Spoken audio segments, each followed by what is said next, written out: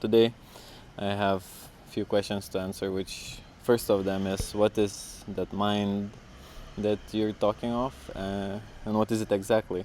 And another question that can also come along with this is how to kill the mind. How do you actually get rid of this mind?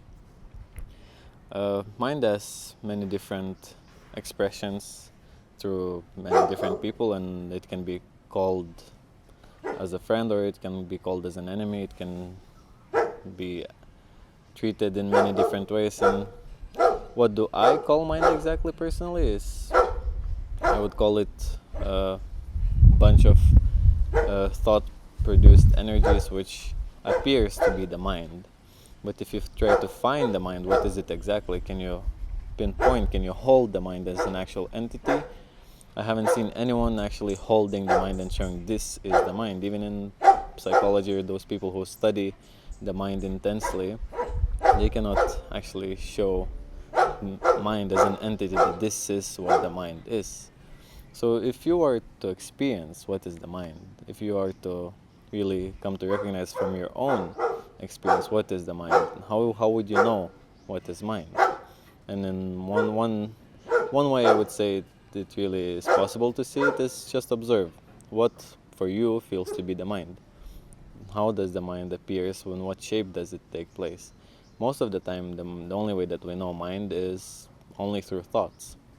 So in general, it's a thought pattern and thought-based energy which appears to be as an entity of the mind.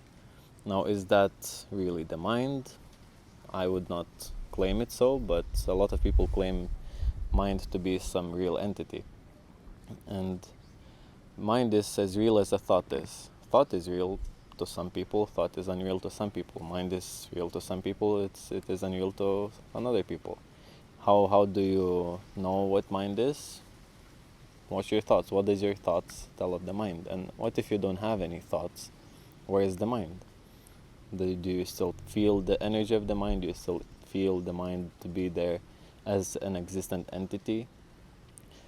To a lot of people who try to really understand the mind, even the most simple meditation as just sitting and observing what is this so-called entity mind is enough. Just observing and watching what produces the feeling of the mind. Now, if you sit down and watch yourself in so-called mind, you may recognize that mind does not appear to be anything else than just a bunch of thoughts. So now if there is no thoughts, is there mind? And then how would you kill that kind of mind which perhaps is not even existent? Do you have to even do anything about it if that doesn't exist? What if you cannot even do anything about it?